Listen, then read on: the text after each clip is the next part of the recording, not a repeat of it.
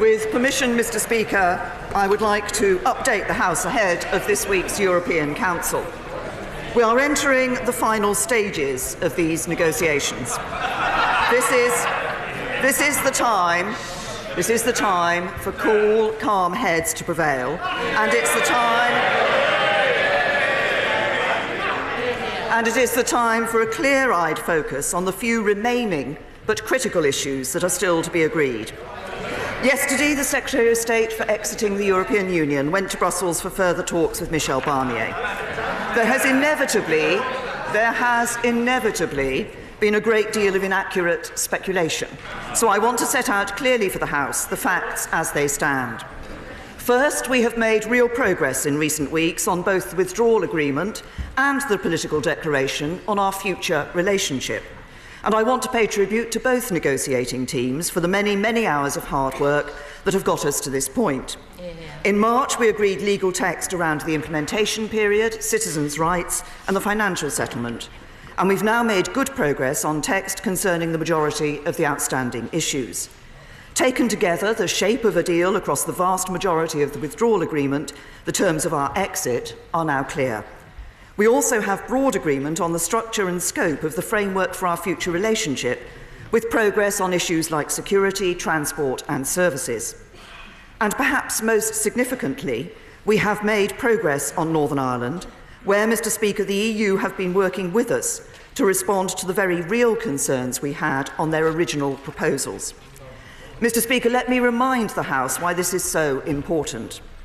Both the UK and the EU share a profound responsibility to ensure the preservation of the Belfast Good Friday Agreement, protecting the hard-won peace and stability in Northern Ireland, and ensuring that life continues essentially as it does now. We agree that our future economic partnership should provide for solutions to the unique circumstances in Northern Ireland in the long term. And while we are both committed to ensuring that this future relationship is in place by the end of the implementation period, we accept that there is a chance that there may be a gap between the two. This is what creates the need for a backstop to ensure that if such a temporary gap were ever to arise, there would be no hard border between Northern Ireland and Ireland, or indeed anything that would threaten the integrity of our precious union. So this backstop is intended to be an insurance policy for people of Northern Ireland and Ireland.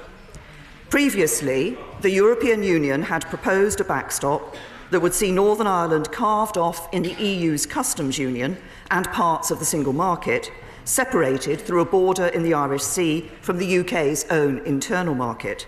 As I've said many times, I could never accept that, no matter how unlikely such a scenario could be. Creating any form of customs border between Northern Ireland and the rest of the UK would mean a fundamental change in the day-to-day experience for businesses in Northern Ireland, with the potential to affect jobs and investment. We published our proposals on customs in the backstop in June, and after Salzburg I said we would bring forward our own further proposals, and that's what we've done in these negotiations. And the European Union have responded positively by agreeing to explore a UK-wide customs solution to this backstop. But, Mr. Speaker, two problems remain. First, the EU says...